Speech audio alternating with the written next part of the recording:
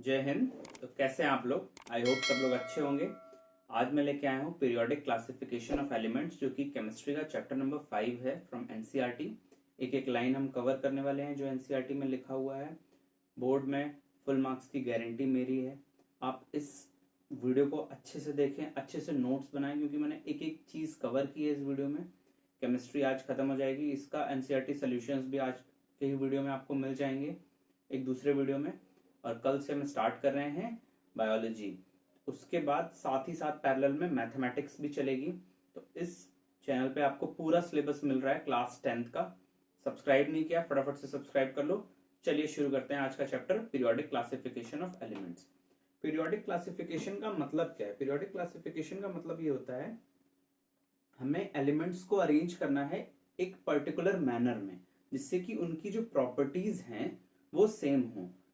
मान लो कोई एलिमेंट है जो कि वाटर से रिएक्ट करता है, कोई एलिमेंट है जो वाटर से रिएक्ट नहीं करता है। अब वाटर से रिएक्ट करने वाले 10 एलिमेंट्स को हम एक लाइन में लगा दें, वाटर से ना रिएक्ट करने वालों को हम दूसरी लाइन में लगा दें। तो इस तरीके से एलिमेंट्स का पीरियोडिक क्लासिफिकेशन किया जाता है, जिससे कि उनकी फिजिकल प्रॉपर्टीज और केमिकल प्रॉपर्टीज जिन जिन की सेम है वो एक लाइन में आ जाए, जिनकी अलग है वो दूसरी लाइन में आ जाए, जिनकी उनसे अलग है वो तीसरी लाइन में आ जाए।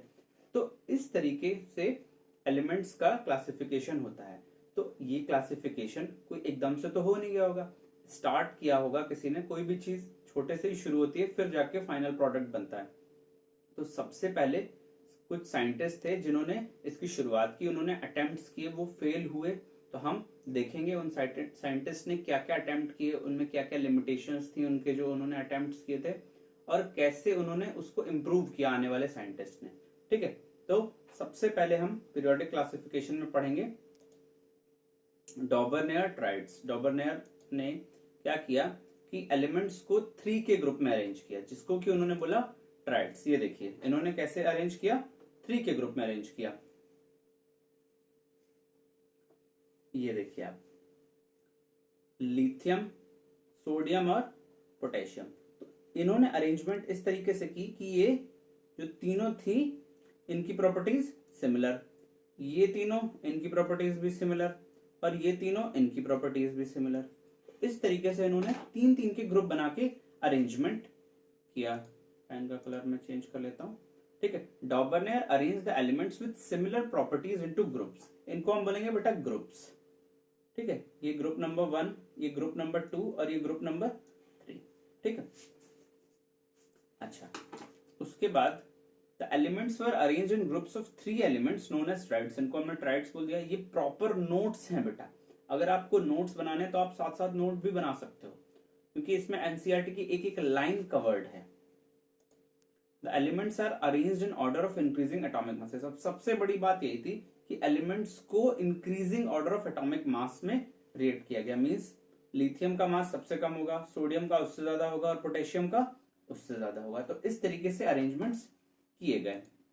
Atomic mass of the middle element was found to be equal to the arithmetic mean of the atomic mass of the other 2 elements. अब ये चीज क्या बोल रहे हैं, जो बीच वाला एलिमेंट है ना, ये एक ट्रायड है ये। ठीक है, तो लिथियम, सोडियम और पोटेशियम, अगर हम इन तीनों की बात करें तो जो बीच वाला एलिमेंट है उसका जो एटॉमिक मास था वो जो बाकी 2 एलिमेंट्स थे उनके एटॉमिक मास के एवरेज के इक्वल था। जैसे कि अगर मैं लिथियम की बात करूं तो मास 7, पोटेशियम का 39, अगर बाई 2 कर दें, दोनों का एवरेज ले लें, ठीक है, तो ये हो जाएगा 46/2, that will be equal to 23। और सोडियम का मास भी कितना था, 23। तो जो बीच वाला एलिमेंट था उसका मास बाकी 2 एलिमेंट्स के मीन के इक्वल था, या फिर हम बोले एवरेज के इक्वल था। तो ये डॉबरनेयर की कोशिश थी। अब ये जरूर इसमें फेल हुए होंगे, कुछ लिमिटेशंस होगी, तो हम देखेंगे इनकी लिमिटेशंस क्या थी। लिमिटेशंस ऑफ डॉबरनेयर ट्राइड, यही क्वेश्चन पूछ लिया जाएगा एग्जाम में directly. He failed to arrange all the known elements in the form of triads of elements having similar chemical properties. उस टाइम पे जितने भी एलिमेंट्स नोन थे उन सबको ये अरेंज नहीं कर पाए थे। ठीक है, तो ऐसी टेबल किस काम की जो सारे एलिमेंट्स के बारे में ना बता पाए। अगर हम क्लास 10th की फिजिक्स पढ़ रहे हैं तो बुक में जितना सिलेबस है वो सारा सिलेबस कवर्ड होगा ना। ऐसा तो नहीं हो सकता कि एक चैप्टर इस बुक से पढ़ लेंगे, दूसरा चैप्टर दूसरे बुक से पढ़ लेंगे। तो इन्होंने जो टेबल बनाई थी, इन्होंने जो ट्राइड्स बनाए थे, उसमें सारे एलिमेंट्स को ये अरेंज नहीं कर पाए थे, सिर्फ 9 एलिमेंट्स को ही अरेंज कर पाए थे, ठीक है। He could identify only 3 triads, सिर्फ 3 ट्राइड्स बनाए from the elements known that time, ठीक है। तो ये इनकी लिमिटेशंस थे। अब आए न्यूलैंड भाई साहब, ठीक है। इन्होंने अपना लॉ दिया, न्यूलैंड्स लॉ ऑफ ऑक्टेव्स। इन्होंने भी कोशिश की, देखते हैं इन्होंने क्या कोशिश की। He arrange the elements in increasing atomic mass. अब आपको ये चीजें याद रखनी है, डॉबरनेयर ने भी इंक्रीजिंग एटॉमिक मास के फॉर्म में अरेंज किया था, और इन्होंने भी इंक्रीजिंग एटॉमिक मास के ही फॉर्म में अरेंज किया। मतलब जिसका मास सबसे कम वो सबसे पहले आएगा, और जिसका सबसे ज्यादा वो सबसे बाद में आएगा, ठीक है। ये थे इनका periodic table, Newlands law of octaves ये है, ठीक है। अब आपको ऊपर ये सारे गामा पा दिख रहा होगा। अब आप सोच रहे होगे यार ये तो म्यूजिक पढ़ाने लगे, नहीं, इसका कुछ काम है यहाँ पे, ठीक है। The properties of every 8th element were similar to the first element. अब इन्होंने क्या कहा, देखो हम टेबल बना क्यों रहे हैं, हम टेबल बना रहे हैं कि जो सिमिलर प्रॉपर्टीज वाले एलिमेंट है ना वो एक ग्रुप में आ जाए, डिससिमिलर वाले दूसरे ग्रुप में आ जाए, ठीक है। तो देखो इन्होंने क्या बोला कि जो फर्स्ट एलिमेंट है ना, first element hydrogen, second lithium beryllium, फिर ये बोरॉन कार्बन नाइट्रोजन ऑक्सीजन और फ्लोरीन। इन्होंने क्या कहा कि 1 2 3 4 5 6 7 जो फर्स्ट एलिमेंट था उसकी प्रॉपर्टीज 8th एलिमेंट के जैसी थी। तो फर्स्ट ये है और 8th ये है, तो फर्स्ट की प्रॉपर्टीज, ये फर्स्ट है और ये 8th है, तो फर्स्ट की प्रॉपर्टीज 8th के जैसे थी। इनके कहने का मतलब ये था। अच्छा, अब अगर हम इसको फर्स्ट मान लें तो इसकी प्रॉपर्टीज किसके जैसी हो जाएंगी। देखो ये फर्स्ट है तो second, third, fourth, fifth, six, seventh और 8th, ये देखो तो ये ग्रुप्स बन गए। मींस इन सब की प्रॉपर्टीज एक जैसी, इन सब की प्रॉपर्टीज एक जैसी, इन सब की प्रॉपर्टीज एक जैसी। तो फर्स्ट की प्रॉपर्टीज 8th के जैसी थी, ठीक। इन्होंने कुछ इस तरीके से कहानी बनाई।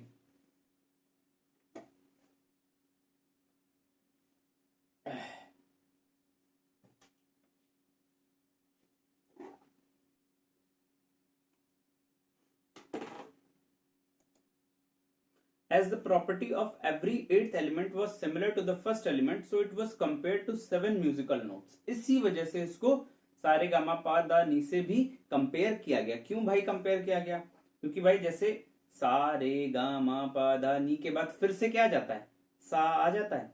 भाई मैं म्यूजिक का टीचर तो नहीं, तो बहुत ही खराब बोलूंगा, ठीक है। तो सा रे गामा पा दा नी के बाद क्या आ जाएगा, फिर से सा आ जाएगा। इसी तरीके से 1 2 3 4 5 6 7 के बाद फिर से वही चीज रिपीट होने लगती है। तो कहने का मतलब क्या था कि फर्स्ट के प्रॉपर्टीज 8th के जैसी होंगी, इसीलिए इसको सारे गामा से भी कंपेयर किया गया। लिमिटेशंस ऑफ न्यूलैंड्स रूल, अब इनके रूल में भी कुछ जरूर खामियां रही होंगी, तो देखते हैं इनके रूल में क्या खामियां थी। The law was applicable up to calcium. इन्होंने ये इतने सारे एलिमेंट्स तो बना दिए, बट ये जो लॉ इनका एप्लीकेबल था वो सिर्फ कैल्शियम तक था। ये देखो कैल्शियम बैठा हुआ है यहाँ पे, ठीक है, ये कैल्शियम है, बस यहां तक था। इसके बाद जो इनका ये रूल था ना, ये काम नहीं कर रहा था। Newland assumed that only 56 elements existed in nature। उन्होंने क्या एज्यूम किया कि नेचर में सिर्फ 56 एलिमेंट्स ही हैं, and no more elements would be discovered in the future. और फ्यूचर में कोई भी और एलिमेंट डिस्कवर नहीं होंगे, उन्होंने ऐसा मान लिया था, जो कि बात थी गलत। To fit elements into his table, अपनी टेबल में एलिमेंट्स को फिट करने के लिए न्यूलैंड ने adjusted 2 elements in the same slot. एक ही स्लॉट में, एक ही ग्रुप में 2 एलिमेंट्स को भी एडजस्ट कर दिया। देखो भाई, कोबाल्ट और निकल को एक ही ग्रुप में डाल दिया, कोबाल्ट और निकल को एक ही ग्रुप में डाल दिया, ठीक है। He put some unlike elements under the same slot। जिनकी प्रॉपर्टीज एक जैसी नहीं थी उनको भी एक ही ग्रुप में डाल दिया, कहीं कहीं पे अपनी टेबल में फिट करने के लिए, ठीक है। देखो क्या क्या एग्जांपल है इस चीज के, इनकी प्रॉपर्टीज एक जैसी नहीं थी। अब देखो भाई, कोबाल्ट और निकल जिनकी प्रॉपर्टीज आयरन जैसी होती हैं, वो देखो आयरन से दूर है, ठीक है, ये आयरन से दूर है। तो ये कुछ कमियां थी न्यूलैंड्स के रूल में। देखो cobalt and nickel are in the same slot and are placed in the same column as fluorine. और ये फ्लोरीन क्लोरीन के भी कॉलम में रखे हुए हैं। फ्लोरीन क्लोरीन ये सब क्या है, फ्लोरीन क्लोरीन ये सब तो गैसेस है ना। तो और कोबाल्ट और निकल तो सॉलिड है, तो इनको सेम स्लॉट में रख दिया, जबकि इनकी प्रॉपर्टीज अलग अलग थी। देखो फ्लोरीन क्लोरीन वाले स्लॉट में रख दिया, और आयरन को कोबाल्ट और निकल से बहुत दूर रखा जिसकी प्रॉपर्टी सेम थी। तो ये कुछ कमियां थी इनकी टेबल में, इन्होंने अनलाइक एलिमेंट्स को एक ही जगह घुसाने की कोशिश की, ठीक है, 2 एलिमेंट्स को एक ही स्लॉट में डालने की कोशिश की। अब आए मेंडलीव अंकल, ठीक है। अब देखते हैं इन्होंने क्या किया, ये काफी ज्यादा सक्सेसफुल रहे थे। तो बेसिस आपको याद रखने हैं, डॉबरनेयर ने भी एटॉमिक मास के ऑर्डर में किया था और न्यूलैंड ने भी एटॉमिक मास के ही ऑर्डर में किया। तो मेंडलीव ने अपना एक पीरियोडिक लॉ दिया जो कि जैसा पहले कहानी चलती आ रही थी वही थी। इन्होंने लॉ क्या दिया, इसको लॉ का नाम दे दिया कि इन्होंने कहा properties of elements are periodic function of their atomic masses. ये लॉ बहुत ही इंपॉर्टेंट है। उन्होंने कहा कि जो प्रॉपर्टीज ऑफ एलिमेंट्स हैं वो पीरियोडिक फंक्शन ऑफ एटॉमिक मास है, मतलब एटॉमिक मास के बेस पे इन्होंने अरेंज किया। पीरियोडिक फंक्शन का मतलब क्या हो गया कि प्रॉपर्टीज रिपीट होंगी ग्रुप्स में, और वो किस एलिमेंट्स किस फॉर्म में अरेंज होने चाहिए, एटॉमिक मास के ऑर्डर में, मतलब बढ़ते हुए एटॉमिक मास के ऑर्डर में अगर हम एलिमेंट्स को अरेंज करें तो उनकी प्रॉपर्टीज रिपीट होती हैं, ठीक। Properties of elements are periodic function of their atomic masses, ये इनका लॉ था। कुछ इश्यू आ रहा है सिस्टम में।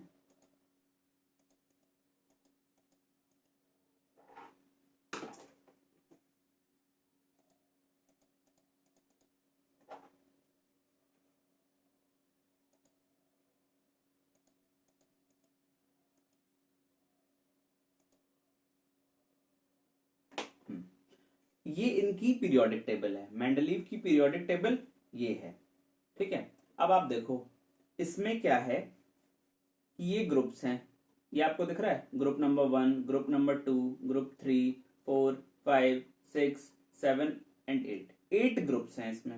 और पीरियड्स कितने हैं, ग्रुप्स और पीरियड्स आपको समझना बहुत जरूरी है। ग्रुप्स मींस जो वर्टिकल लाइंस हैं उनको हम ग्रुप्स बोलेंगे, और जो हॉरिजॉन्टल लाइंस हैं उनको हम पीरियड्स बोलेंगे। These are periods and these are groups. अब आप देखो कितने ग्रुप्स हैं, 8 ग्रुप्स हैं, और पीरियड्स कितने हैं, 6 हैं, ठीक है। ये कुछ एलिमेंट्स इन्होंने अरेंज किए, देखो एटॉमिक मास भी लिख दिया हाइड्रोजन, ठीक है। अब ये बढ़ते हुए एटॉमिक मास के ऑर्डर में है या नहीं, देखो हाइड्रोजन के बाद फिर लिथियम आ गया, फिर बेरिलियम, फिर बोरॉन, देखो एटॉमिक मास सबका इंक्रीज होता जा रहा है। और ऊपर इन्होंने कुछ फॉर्मूले लिख दिए जैसे R2O, RO, R2O3, ये क्या है इनके बारे में हम नेक्स्ट स्लाइड में देखेंगे। तो इन्होंने एलिमेंट्स को अरेंज किया। अब इन्होंने क्या बोला कि भाई हाइड्रोजन, लिथियम, सोडियम, ये सब इन सब की प्रॉपर्टीज एक जैसी होंगी क्योंकि ये एक ग्रुप में है, ठीक है।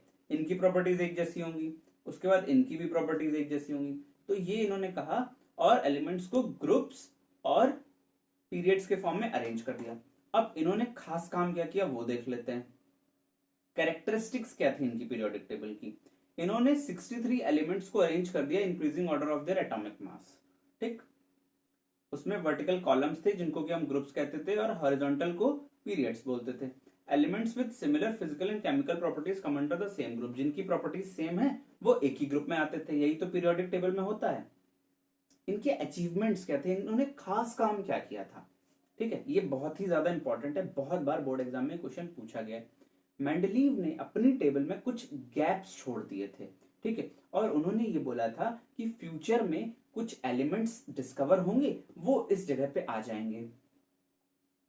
इतने ज्यादा महान थे वो, सोचो। ही प्रिडिक्टेड द एलिमेंट्स इज एका बोरॉन, एका एल्यूमिनियम एंड एका सिलिकॉन। उन्होंने नाम दे दिया, बोरॉन से पहले वाले को एका बोरॉन, एल्यूमिनियम से पहले जो गैप छोड़ा उसको एका एल्यूमिनियम, और सिलिकॉन से पहले जो गैप छोड़ा उसको एका सिलिकॉन, ठीक है। उसके प्रेडिक्शंस ट्रू भी थे क्योंकि जब एलिमेंट्स डिस्कवर हुए तो एका बोरॉन जो उन्होंने नाम दिया था उसकी जगह पे कौन आ गया, स्कैंडियम आ गया। एका एल्यूमिनियम की जगह पे गैलियम आ गया, और एका सिलिकॉन की जगह पे जर्मेनियम आ गया। ये एका बोरॉन, एका एल्यूमिनियम और एका सिलिकॉन उन्होंने जगह छोड़ी थी, ठीक है, क्योंकि उनको तो नाम देना था। तो बोला कि बोरॉन से पहले वाले एका बोरॉन, जब डिस्कवर हुआ बोरॉन से पहले का एलिमेंट तो उसको उन्होंने बोल दिया स्कैंडियम, ठीक। तो इस तरीके से इन्होंने एलिमेंट्स की प्रिडिक्शन की, जो कि बहुत ही बड़ा अचीवमेंट था उस टाइम पे, उनकी बात सही भी हुई। Gases like helium, neon and argon, ये जो गैसेस थी जो कि इनर्ट गैसेस थी जो कि बाद में डिस्कवर हुई, which were discovered later were placed in a new group without disturbing the table. Table को डिस्टर्ब किए बिना उन्हें एक नए ग्रुप में रखा गया। तो ये सब इनके अचीवमेंट्स थे, बहुत ही ज्यादा महान थे वो, क्यों? क्योंकि उन्होंने पहले से प्रिडिक्ट कर दिया कि भाई फ्यूचर में ये एलिमेंट्स डिस्कवर होने वाले हैं और ये इस जगह पे फिट हो जाएंगे। उनका एटॉमिक मास के बारे में भी उन्हें आइडिया था कि भाई ये यहीं पे फिट होने वाले हैं। तो दैट वाज ग्रेट। इनके कुछ अचीवमेंट्स थे। अब कुछ लिमिटेशंस भी रही होंगी इनकी। पहले हम कर लेते हैं ज्ञान की बात। बहुत ही इंपॉर्टेंट ज्ञान की बात है ये। क्वेश्चन एनसीईआरटी में है इस टॉपिक पे जो मैं बताने वाला हूं। ये इनकी मेंडलीव की पीरियोडिक टेबल है। अब आप देखिए, in the formula for oxides and hydrides at the top of the column the letter R is used to represent any of the elements in the group. ये देखिए, ये उन्होंने बना रखा है। अगर आपको दिख ना रहा हो तो मैं ये देखिए, ये इन्होंने फॉर्मूला बना रखा है R2O और RH। ठीक है, तो अगर हम ऑक्साइड की बात करेंगे तो R क्या है? R is used to represent any of the element. इस R2O में जितने भी एलिमेंट्स है ना इस ग्रुप के, R वो कुछ भी हो सकता है। जैसे R अगर हम H ले लें तो H2O हो जाएगा। ठीक है, Li ले लें तो Li2O हो जाएगा, Na ले लें तो Na2O हो जाएगा। तो ये ऑक्साइड्स हो जाएंगी सारी। ठीक है, और हाइड्राइड्स की बात करें तो ये LiH हो जाएगा, NaH हो जाएगा। तो ये RH जो है वो हाइड्राइड का फॉर्मूला है। इसी तरीके से इसमें RO और RH2, इसमें R2O3 और RH3। तो हाइड्राइड ऑफ कार्बन क्या हो जाएगा? देखो कार्बन कौन से ग्रुप में है? यहाँ पे है कार्बन। तो कार्बन का अगर हमें हाइड्राइड चाहिए तो इसका फॉर्मूला क्या है? RH4। तो ये कार्बन का हाइड्राइड हो गया CH4। ठीक है, कार्बन का अगर हमें ऑक्साइड चाहिए तो देखो इस ग्रुप के जितने भी उनके ऑक्साइड का फॉर्मूला RO2 से बनेगा। तो कार्बन का ऑक्साइड CO2 हो जाएगा। R इस ग्रुप में जितने एलिमेंट्स हैं वो R की जगह पे आ सकते हैं, ये कहने का मतलब था। इस पे क्वेश्चन है, बहुत इंपॉर्टेंट टॉपिक है ये। लिमिटेशंस क्या थी मेंडलीव की क्लासिफिकेशन की? No fix position was given to hydrogen. Hydrogen को इन्होंने फिक्स पोजीशन नहीं दी थी। आइसोटोप्स की पोजीशन सर्टेन नहीं थी। आइसोटोप्स क्या होते हैं आपको पता होना चाहिए। आइसोटोप्स का atomic number same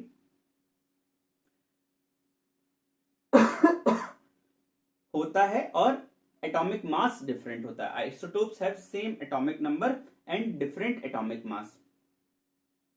chemical properties isotopes की सेम रहती हैं। जैसे अगर मैं बात करूं कार्बन 12, कार्बन 13 और कार्बन 14, तो ये सारे क्या हैं? आइसोटोप्स है। तो आइसोटोप्स को इन्होंने कोई भी सर्टेन पोजीशन नहीं दे रखी थी। ये सब आपने क्लास 9th में पढ़ रखा होगा। Atomic masses did not increase in regular manner. Atomic mass regular manner में इंक्रीज नहीं हो रहे थे, क्योंकि लॉ क्या था कि एटॉमिक मास रेगुलर मैनर में इंक्रीज होने वाले हैं।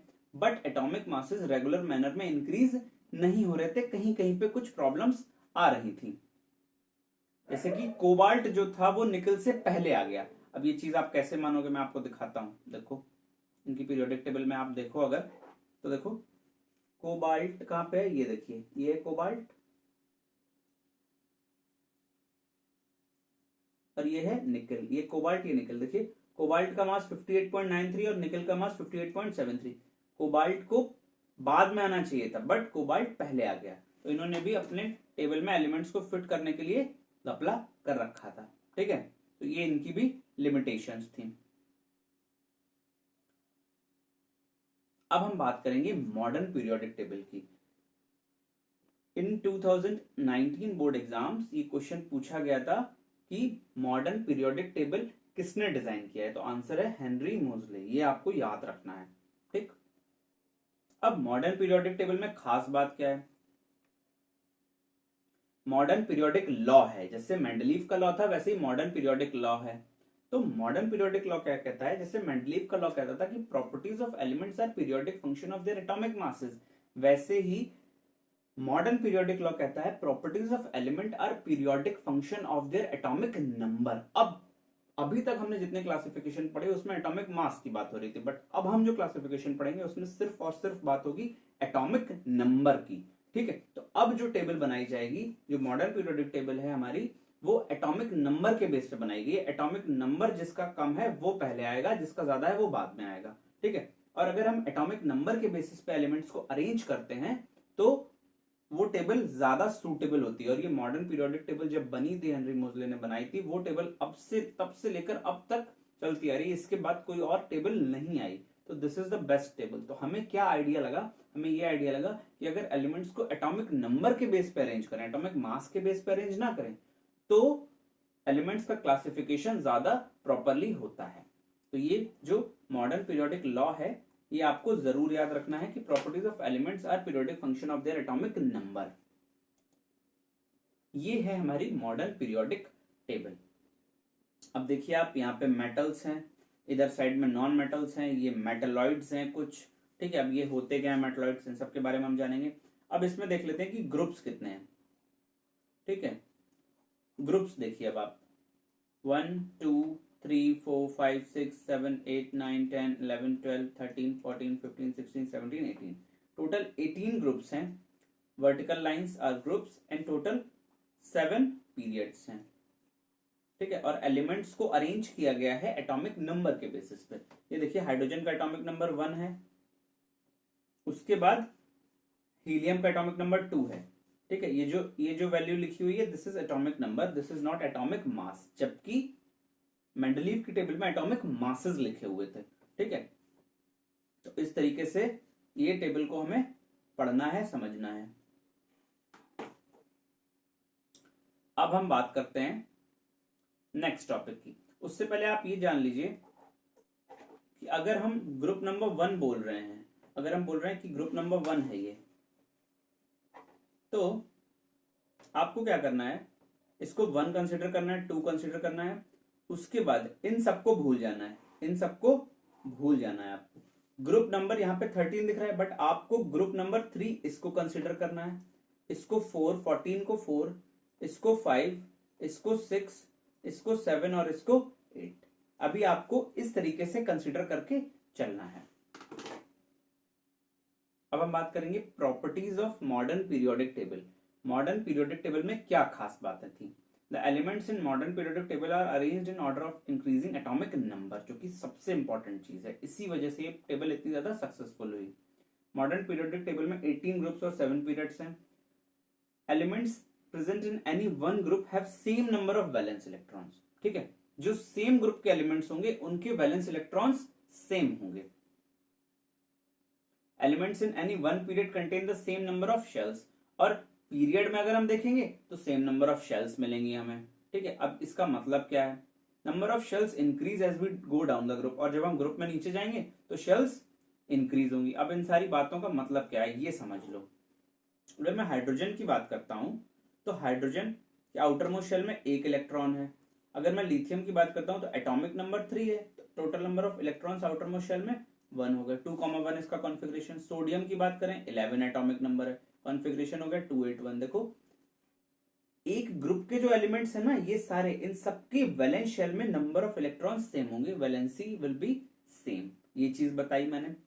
दूसरी चीज क्या बताई, अगर हम पीरियड्स में मूव कर रहे हैं, अगर हम पीरियड्स में मूव कर रहे हैं तो इसको मैं रब कर देता हूं, अगर हम पीरियड्स में मूव कर रहे हैं तो शेल्स जो हैं वो सेम रहने वाली हैं, शेल्स सेम रहने वाली हैं। अगर मैं हाइड्रोजन का स्ट्रक्चर बनाता हूं,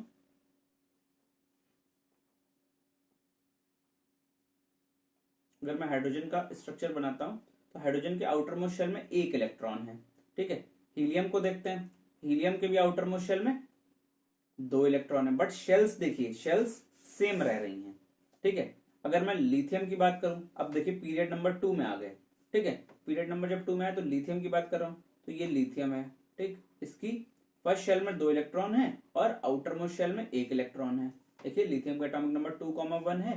उसके बाद अगर मैं बेरिलियम की बात करूं, ठीक है, तो इसके पहले वाले में 2 और बाहर वाले में भी 2। इट मीन्स कि जब हम पीरियड में मूव कर रहे हैं तो नंबर ऑफ शेल्स हमारी सेम रह रही है। Number of shells period number 2 में 2 रहेंगी, number of shells period number 3 में 3 रहेंगी।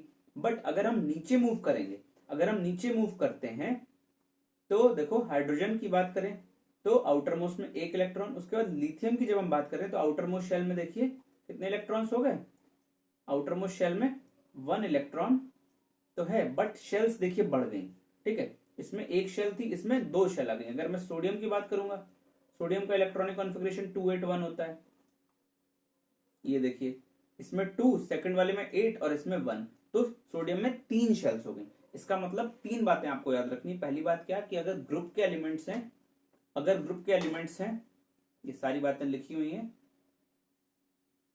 ग्रुप में वैलेंसी सेम रहने वाली है। पीरियड में अगर हम मूव कर रहे हैं तो शेल्स सेम रहेंगी, और अगर हम डाउन द ग्रुप जा रहे हैं तो शेल्स इंक्रीज हो जाएंगी। बस इतनी सी बात आपको याद रखनी है।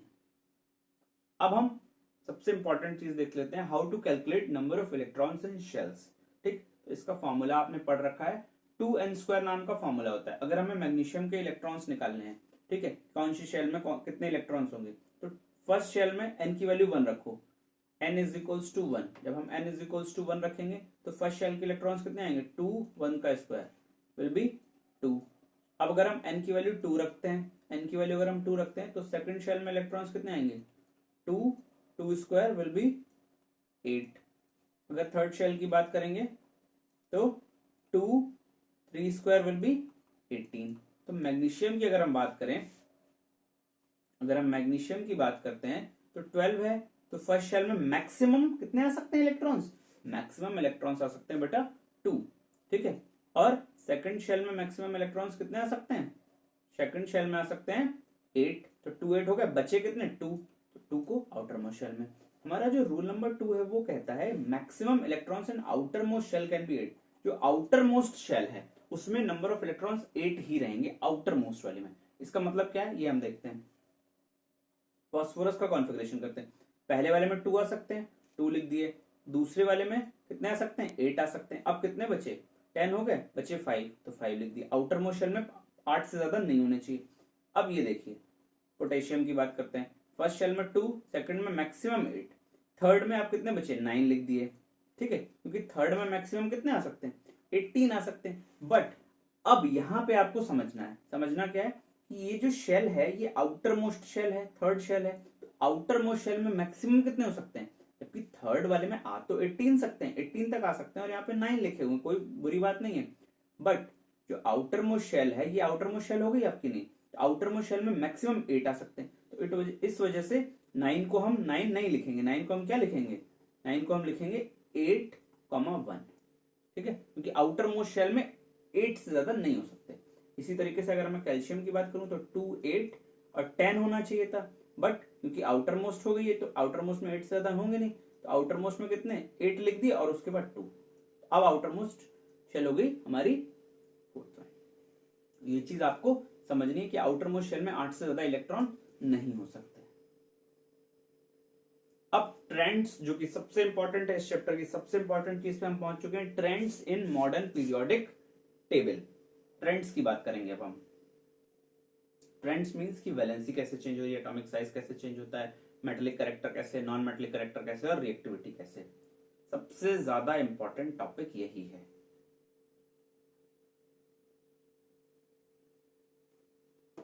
Sometimes my mouse is not working. Valency. Valency क्या है? The valency of an element is determined by number of valence electrons present in outermost shell of atom. हमें पता है valency क्या है? outermost shell में जितने इलेक्ट्रॉन्स प्रेजेंट हैं उसको हम वैलेंसी बोल देते हैं, ठीक। अब आप इस चीज को समझने की कोशिश करो। On moving from top to bottom valency remains same. जब हम टॉप टू बॉटम जाते हैं, जब हम टॉप टू बॉटम जाएंगे डाउन द ग्रुप, तो वैलेंसी सेम रहेगी, क्योंकि आउटरमोस्ट शेल में इलेक्ट्रॉन्स सेम रहने वाले हैं, ठीक है। अभी हम इन सारी चीजों को पीरियोडिक टेबल पे भी देखेंगे। On moving from left to right valency first increases 1 to 4 and then decreases to 0। इस बात का क्या मतलब है ये हम देख लेते हैं। मैक्सिमम वैलेंसी कैन बी 4 और if outermost electrons are more than 4 then subtract the total outermost electron from 8। इन सारी बातों का क्या मतलब है ये हम पीरियोडिक टेबल से समझते हैं, ठीक है। ये देखिए, ये हमारे पास आ गई पीरियोडिक टेबल। अब पहला पॉइंट बोला कि अगर हम डाउन द ग्रुप जा रहे हैं तो वैलेंसी सेम रहेगी, क्योंकि down the group number of outer most shell के जो इलेक्ट्रॉन्स हैं वो सेम रहने वाले हैं, ठीक है। हाइड्रोजन में आउटर मोस्ट में 1 रहेगा, ये हाइड्रोजन की बात हो गई। लिथियम का कॉन्फ़िगरेशन अगर हम करें तो 2,1, देखो आउटर मोस्ट शेल में 1 इलेक्ट्रॉन।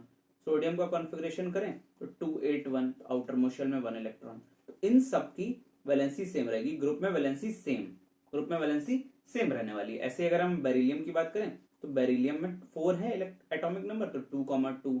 उसके बाद मैग्नीशियम की बात करें तो 2, 8, 2, ठीक। तो इन सब में अगर हम डाउन द ग्रुप जा रहे हैं तो वैलेंसी सेम रहने वाली है। ये हो गई पहली चीज। अब इसको रब कर देते हैं। इंपॉर्टेंट चीज क्या है, अगर हम पीरियड में मूव कर रहे हैं तो वैलेंसी का क्या होने वाला है। देखिए डाउन द ग्रुप तो वैलेंसी सेम रहती है, बट अगर हम पीरियड में मूव कर रहे हैं तो वैलेंसी पहले 1 to 4 तक इंक्रीज करेगी। देखो इसकी वैलेंसी 1, इसकी 2 और इसको तो आपको भूल जाना है, इसको भूल जाना है। अब सीधे किस पे आ जाना है, इस पे आ जाना है। तो यहाँ पे वैलेंसी कितनी हो जाएगी, 3 हो जाएगी। यहाँ पे वैलेंसी 3, क्योंकि ग्रुप नंबर 13 को हमें ग्रुप नंबर 3 मान लेना है। क्यों भाई 3 क्यों हो जाएंगे, हम कैसे माने, बोरॉन का एटॉमिक नंबर 5 है तो 2,3 कॉन्फ़िगरेशन, एल्यूमिनियम का 13 है तो कॉन्फ़िगरेशन हो गया 283, तो वैलेंसी यहाँ तक 3 हो गई। अब क्या बात लिखी हुई थी उसको आप समझने की कोशिश करो। लिखा था on moving from left to right valency first increases from 1 to 4, तो वैलेंसी 1 से 4 तक इंक्रीज करने वाली है। अब आप देखो इसकी वैलेंसी 14 नंबर का मतलब क्या है, 14 नंबर का मतलब है ग्रुप नंबर 4, ठीक। तो यहाँ पे वैलेंसी 4 हो जाएगी क्योंकि आउटर मोस्ट शेल में 4 इलेक्ट्रॉन्स है। बट जैसे ही आप ग्रुप नंबर 15 पे गए या फिर हम कहें ग्रुप नंबर 5 पे गए, तो आउटर मोस्ट शेल में इलेक्ट्रॉन्स देखो, नाइट्रोजन की बात करते हैं, नाइट्रोजन में atomic number 7, outer most shell में 5 इलेक्ट्रॉन। अगर, अब आप बहुत ध्यान से सुनिए यहाँ पे, अगर आउटर मोस्ट शेल में इलेक्ट्रॉन्स 5 हैं तो आप वैलेंसी कैसे कैलकुलेट करोगे। वैलेंसी का रियल मतलब ये होता है कि कितने इलेक्ट्रॉन्स रिएक्शन में पार्टिसिपेट करेंगे, ठीक है। तो अगर आउटर मोस्ट शेल में 5 इलेक्ट्रॉन्स है तो यार 3 इलेक्ट्रॉन्स की इसको जरूरत है अपना ऑक्टेट पूरा करने के लिए।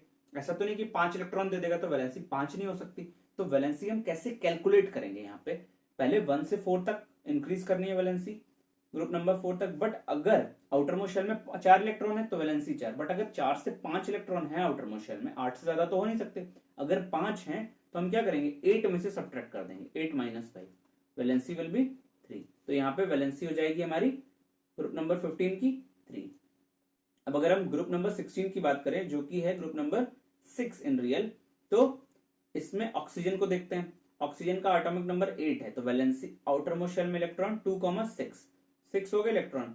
अब वैलेंसी 6 नहीं हो सकती, अगर 4 से ज्यादा है तो हम क्या करेंगे, 8 में से सब्ट्रैक्ट कर देंगे, 8 माइनस 6, वैलेंसी 2 हो जाएगी। यहाँ पे इस ग्रुप की वैलेंसी 2 हो गई। तो वैलेंसी पहले 1 से 4 तक इंक्रीज करती है, फिर 4 से 0 तक डिक्रीज करती है। अब इस ग्रुप को ले लो, फ्लोरीन, फ्लोरीन का एटॉमिक नंबर 9, 2,7, तो वैलेंसी क्या हो जाएगी, 7 नहीं हो सकती, 8 माइनस 7 होगी, दैट इज 1। और यहाँ पे हीलियम, तो हीलियम इन सब ये लोग तो रिएक्ट नहीं करते तो इनका आउटर मोस्ट शेल तो फुलफिल्ड रहता है, तो यहाँ पे वैलेंसी हो जाएगी 0, ठीक है। आपको मोटा मोटा क्या समझ में आया, आपको ये समझ में आना चाहिए कि ग्रुप नंबर 1 to 4 जब हम जाएंगे तो जितने आउटर मोस्ट शेल में इलेक्ट्रॉन्स हैं वो लिख देने हैं। और उसके बाद जब हम इस ग्रुप नंबर 5 पे आते हैं, ग्रुप नंबर 5 जो कि यहाँ पे नाइट्रोजन है, ग्रुप नंबर 15 बोलो या 5 बोलो, तो इस केस में आउटर मोस्ट शेल में अगर इलेक्ट्रॉन्स 4 से ज्यादा है, अगर 5 हैं तो 8 में से सब्ट्रैक्ट करने हैं, 8 माइनस 5। अगर आउटर मोस्ट में 6 है तो 8 माइनस 6, अगर आउटर मोस्ट में 7 है तो 8 माइनस 7। तो ये हो जाएगी हमारी वैलेंसी, ठीक है। इस चीज को आपको समझना है अच्छे से। ये हो गई वैलेंसी की बातें। देखिए सारी बातें यही, मैक्सिमम वैलेंसी 4 हो सकती है, आउटर मोस्ट इलेक्ट्रॉन अगर मोर देन 4 है then subtract the total number of outer most electrons from 8 to get the valency. तो वैलेंसी का ट्रेंड आपको समझ में आ गया होगा। वैलेंसी का ट्रेंड क्या है, down the group valency same, left to right जाने पे पहले 4 तक इंक्रीज होगी, फिर 4 से 0 तक डिक्रीज हो जाएगी। अब नेक्स्ट ट्रेंड की तरफ चलते हैं जो कि है एटॉमिक साइज। बहुत ही इंपॉर्टेंट, बहुत ही आसान। एटॉमिक साइज का मतलब क्या होता है, एटम का साइज अगर मैं बात करता हूं तो रेडियस ऑफ द एटम होता है, ठीक है। अगर हम कोई भी एटम ले लें, अगर हम हाइड्रोजन का एटम ले लेते हैं, ठीक है, ये न्यूक्लियस है, तो न्यूक्लियस के सेंटर से आउटर मोस्ट शेल तक का जो डिस्टेंस होता है उसको हम एटॉमिक रेडियस, एटॉमिक साइज बोलते हैं। Atomic size refers to the radius of an atom, it is the distance from the centre of nucleus to outer most shell of an isolated atom, ठीक, ये atomic size होता है। अब हमें ये देखना है कि हम डाउन द ग्रुप जाएंगे तो एटॉमिक साइज बढ़ेगा या फिर घटने वाला है।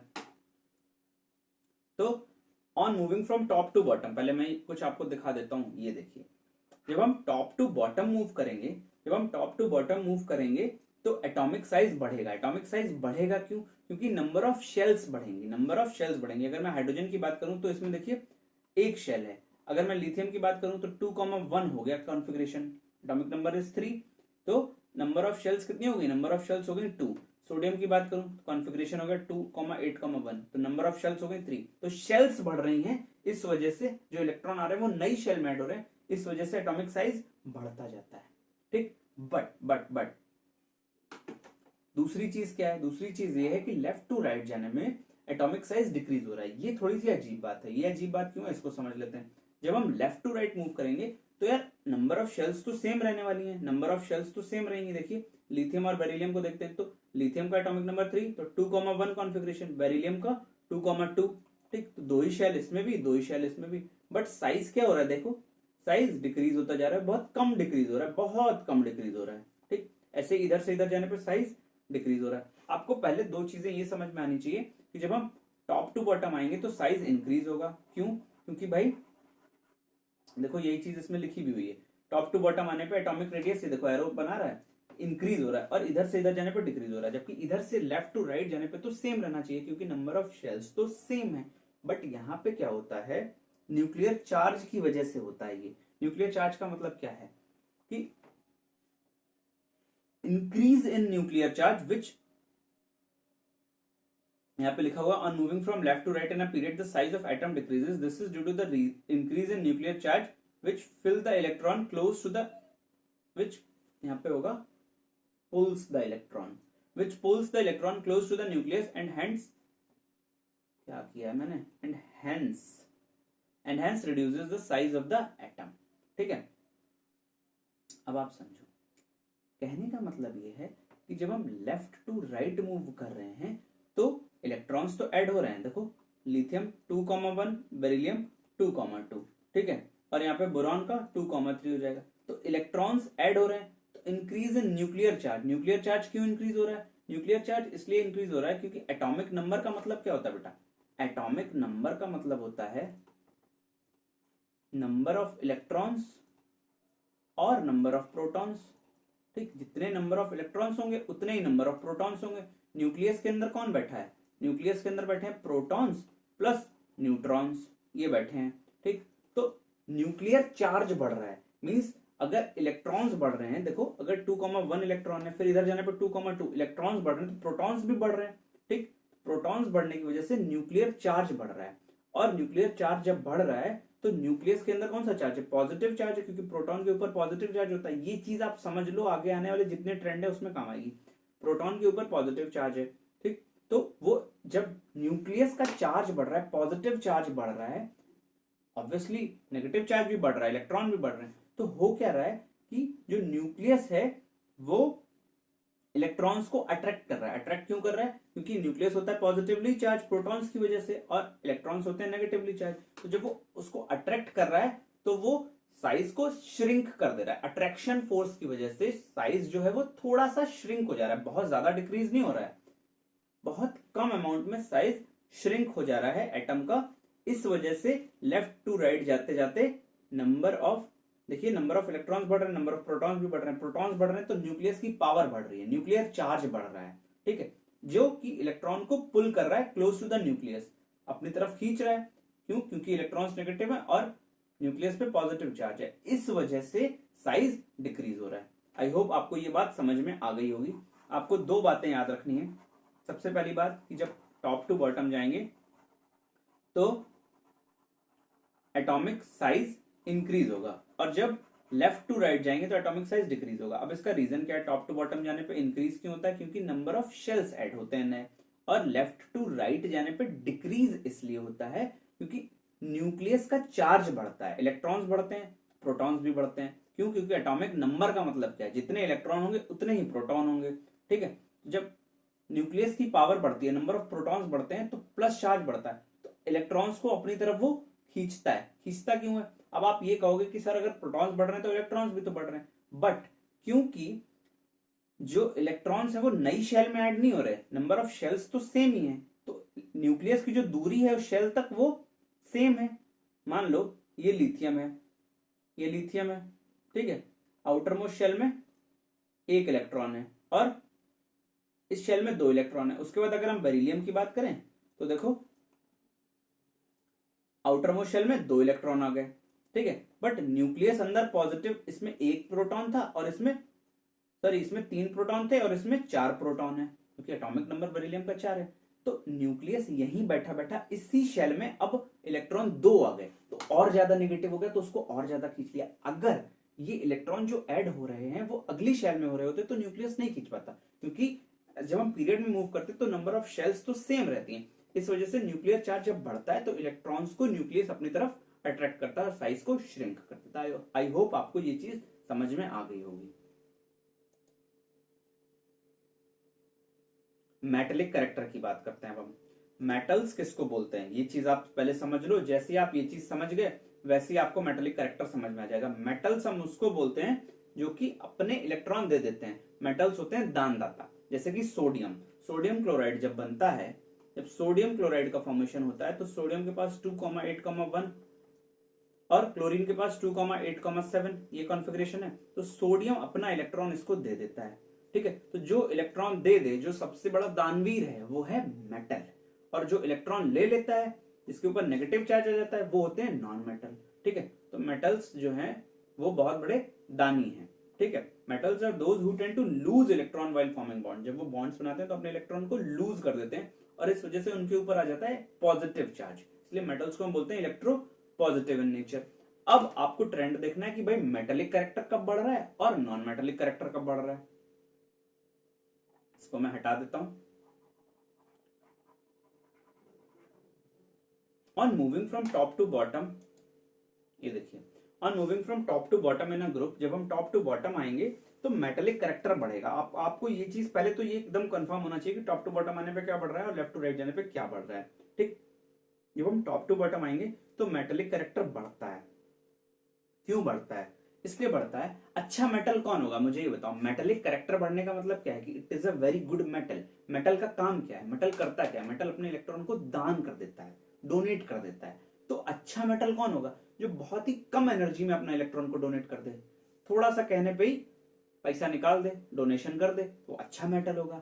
तो कम एनर्जी में डोनेट कौन करेगा? अब आपको ये चीज समझनी होगी, जो न्यूक्लियर चार्ज का कॉन्सेप्ट है वो बहुत ही इंपॉर्टेंट है।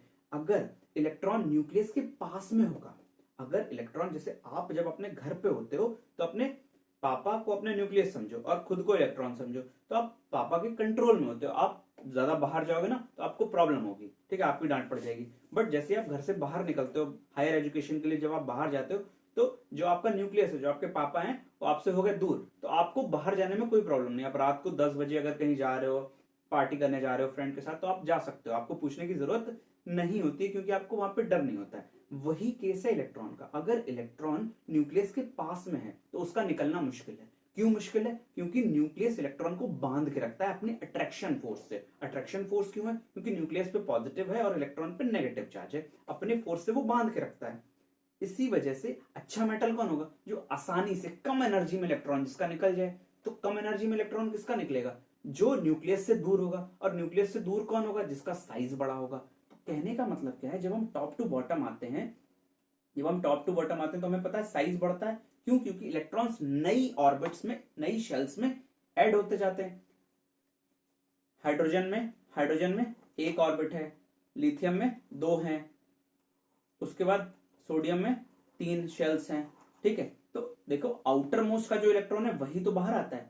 तो न्यूक्लियस देखो, न्यूक्लियस की दूरी बढ़ती जा रही है ना, आउटर मोस्ट वाले से न्यूक्लियस की दूरी बढ़ती, नीचे जाएंगे तो और आउटर मोस्ट वाला चौथे में होगा, तो न्यूक्लियस बीच में जो बैठा है उसकी दूरी बढ़ रही है आउटर मोस्ट वाले इलेक्ट्रॉन से। तो आउटर मोस्ट के इलेक्ट्रॉन का बाहर निकलना बहुत ही आसान है। थोड़ी सी एनर्जी दोगे बाहर निकल जाएगा। क्यों बाहर निकल जाएगा? क्योंकि न्यूक्लियस के अट्रैक्शन फोर्स से वो दूर है। तो यही चीज लिखी हुई है कि जब हम टॉप टू बॉटम आएंगे तो मेटेलिक कैरेक्टर बढ़ेगा। टॉप टू बॉटम आएंगे तो इलेक्ट्रॉन आसानी से निकलेगा। मेटल अच्छा कौन? जिसका इलेक्ट्रॉन आसानी से निकल जाए। जब इलेक्ट्रॉन आसानी से निकलेगा तो मेटेलिक कैरेक्टर अच्छा होगा। तो metallic character top to bottom आने पे इंक्रीज होगा। This is due to the reason that effective nuclear charge experience by valence electron.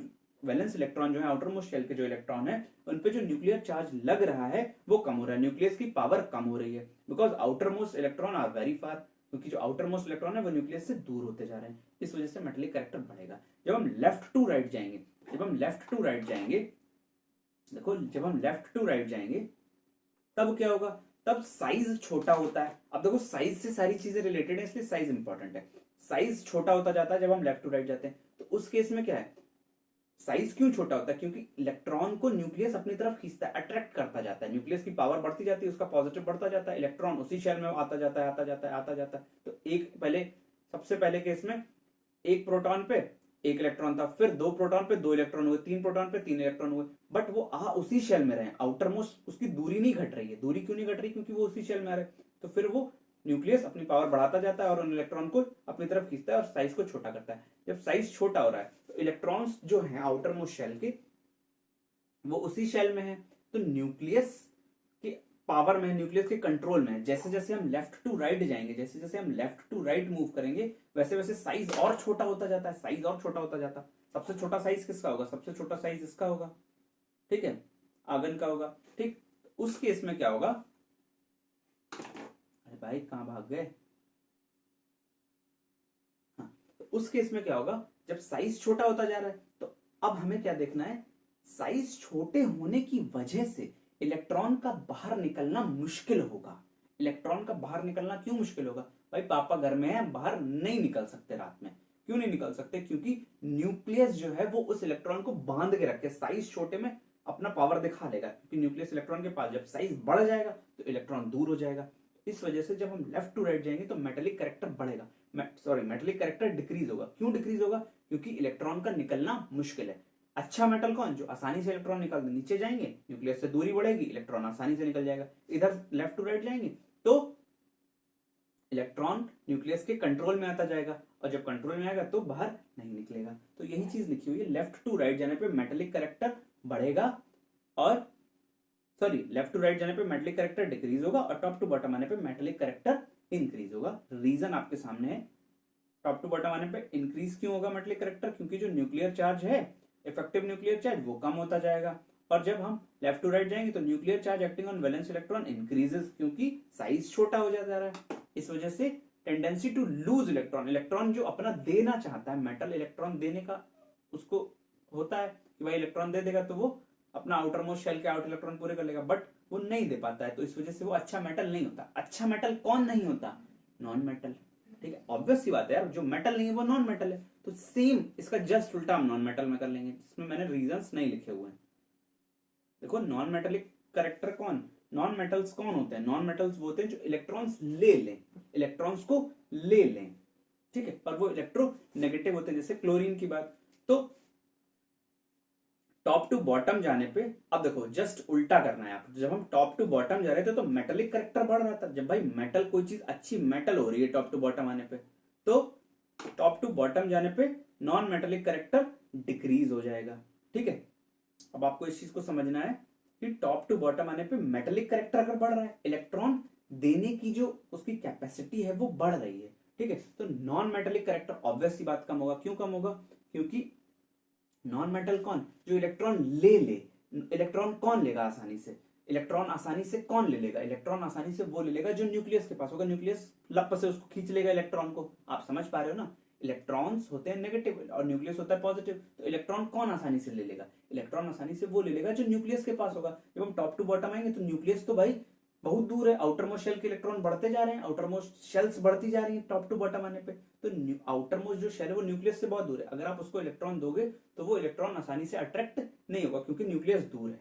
तो इस वजह से इलेक्ट्रॉन जो ले ले जल्दी से, वो नॉन मेटल अच्छा है, तो वो इलेक्ट्रॉन अच्छे से नहीं ले पाता जब हम टॉप टू बॉटम आएंगे। तो इस वजह से टॉप टू बॉटम आने पे नॉन मेटेलिक कैरेक्टर डिक्रीज हो जाएगा, ठीक है। इसी वजह से लेफ्ट टू राइट जाने पे, जब हम लेफ्ट टू राइट जाएंगे तो भाई नॉन मेटेलिक कैरेक्टर इंक्रीज होगा। क्यों इंक्रीज होगा? जब हम लेफ्ट टू राइट जाएंगे तो साइज छोटा होता जा रहा है, इलेक्ट्रॉन्स जो है वो न्यूक्लियस से अट्रैक्ट होते हैं, तो साइज छोटा जाता है। जैसे ही आप इलेक्ट्रॉन दोगे तो न्यूक्लियस बिल्कुल पास ही बैठा है, तुरंत वो इलेक्ट्रॉन को ले लेगा। तो जब हम लेफ्ट टू राइट जाएंगे तो इलेक्ट्रॉन लेने की जो कैपेसिटी, इलेक्ट्रॉन गेनिंग कैपेसिटी है, वो इंक्रीज हो जाएगी।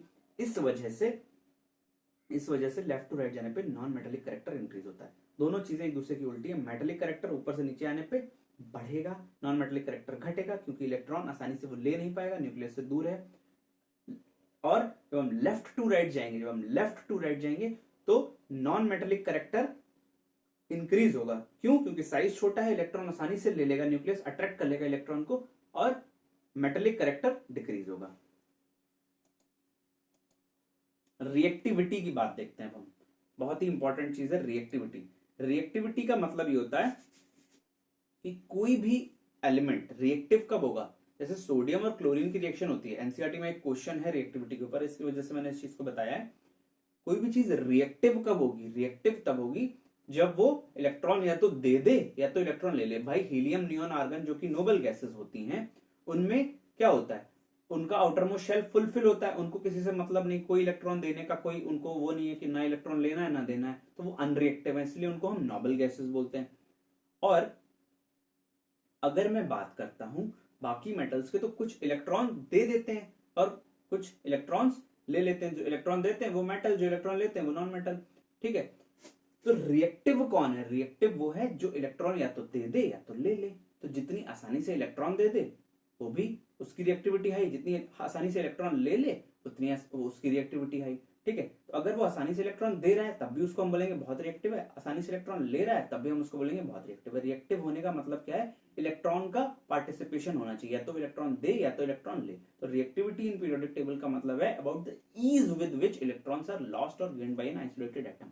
अगर आसानी से इलेक्ट्रॉन मेटल, अगर कोई मेटल है, अगर वो आसानी से इलेक्ट्रॉन दे दे रहा है तो वो बहुत हाईली रिएक्टिव है। अगर कोई नॉन मेटल है, आसानी से इलेक्ट्रॉन ले रहा है, लुप से ले रहा है, तो वो बहुत ज्यादा रिएक्टिव है। अगर वो आसानी से नहीं ले रहा है तो वो रिएक्टिव नहीं है। तो रिएक्टिव कौन ज्यादा? जो आसानी से ले भी ले इलेक्ट्रॉन और आसानी से दे दे, वो ज्यादा रिएक्टिव है। ठीक है, तो रिएक्टिविटी देखो, मेटल रिएक्टिविटी, अब मेटल और नॉन मेटल की रिएक्टिविटी अलग अलग है। यहाँ पे मेटल की जो रिएक्टिविटी है increases from going top to bottom. Top to bottom जाने पे मेटल की जो रिएक्टिविटी है वो इंक्रीज होती है। अब इस बात का मतलब समझ लो बेटा, इस बात का मतलब ये है कि जब टॉप टू बॉटम जाएंगे, रिएक्टिविटी का मतलब क्या है? रिएक्टिविटी का मतलब आसानी। आसानी से अगर इलेक्ट्रॉन मेटल है तो मेटल का काम क्या है? इलेक्ट्रॉन देना। अगर आसानी से इलेक्ट्रॉन दे दे रहा है तो बहुत हाईली रिएक्टिव मेटल है।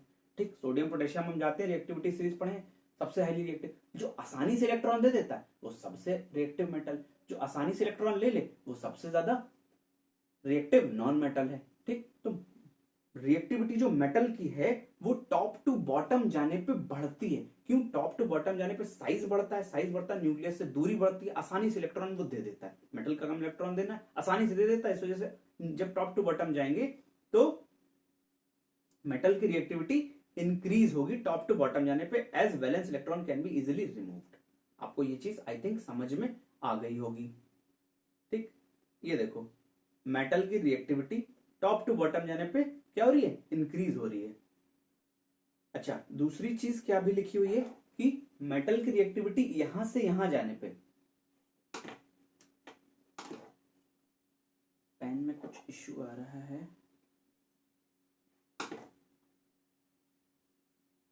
ठीक, अब देखो ये बोल रहा है कि मेटल की रिएक्टिविटी ऊपर से नीचे आने पे इंक्रीज करेगी और मेटल की रिएक्टिविटी राइट टू लेफ्ट, उल्टा जाने पे भी मेटल की रिएक्टिविटी इंक्रीज करेगी। क्यों? इधर जाने पे राइट टू लेफ्ट जाने पे क्यों मेटल की रिएक्टिविटी इंक्रीज कर रही है?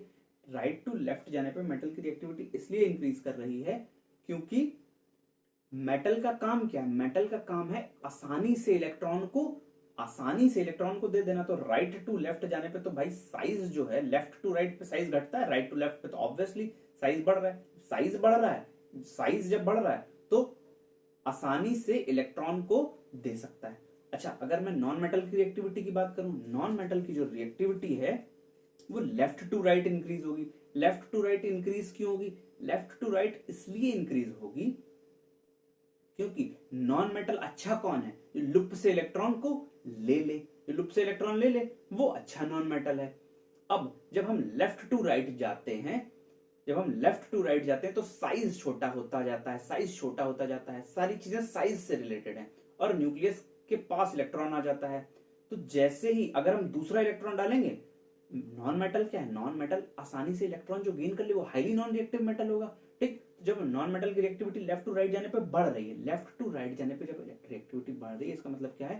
लेफ्ट टू राइट जाने पे साइज डिक्रीज हो रहा है। जब साइज डिक्रीज हो रहा है उस केस में, साइज डिक्रीज होने के केस में न्यूक्लियस जो है वो इलेक्ट्रॉन्स के पास में है। तो जैसे ही आपको इलेक्ट्रॉन डालोगे वो तुरंत उस इलेक्ट्रॉन को एक्सेप्ट कर लेगा, गेन कर लेगा और रिएक्टिविटी बढ़ जाएगी।